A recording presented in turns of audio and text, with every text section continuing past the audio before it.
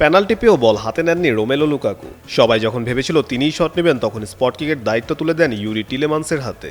Match শেষে সেই সিদ্ধান্তের পিছনে আবেগঘন কারণ জানিয়ে মন ছুঁয়ে যাওয়ার কথা বলেছেন বেলজিয়ামের এই তারকা। লুকাকু বলেন, আমি চাইলে পেনাল্টি নিতে পারতাম, কিন্তু মানসিকভাবে আমি এখনো খুব কঠিন সময়ের মধ্যে দিয়ে যাচ্ছি। তাই আমি চেয়েছিলাম ইউরি পেনাল্টিটি নিক। আমার ব্যক্তিগতভাবে জেতার দরকার নেই, জিততে হবে দলকে। তখন আমার মনে হয়েছে ইউরির নেওয়াই সবচেয়ে ভালো সিদ্ধান্ত। মোজো বিরাট কারবার, জিতে নাও ফ্যামিলি কার, স্পোর্টস বাইক ছাড়াও লক্ষ লক্ষ নিশ্চিত গিফট। গত বছরের সেপ্টেম্বরে মারা যান লুকাকুর বাবা রজার লুকাকু। বাবার মৃত্যুর শোকের পাশাপাশি নাপোলিতে ইনজুরি ও ছন্দহীনতায় কঠিন সময় কাটিয়েছেন তিনি। বিশ্বকাপের প্রথম 2 ম্যাচে গোল না পেলেও শেষ 2 ম্যাচে বদলি হিসেবে নেমে নিউজিল্যান্ড ও সেনেগালের বিপক্ষে গোল করে ছন্দে ফেরার বার্তা দিয়েছেন লুকাকু। নিজের প্রত্যাবর্তনে আবেগঘন কণ্ঠে তিনি বলেন, আমার মনে হয় উপরে বসে আমার বাবাই আমাকে সাহায্য করছেন। এদিকে শেষ 16তে স্বাগতিক যুক্তরাষ্ট্রের মুখোমুখি হবে বেলজিয়াম। লুকাকুর বিশ্বাস সেনেগালের বিপক্ষে লড়াকু জয় দলের আত্মবিশ্বাস ও ঐক্য আরও বাড়িয়ে দেবে।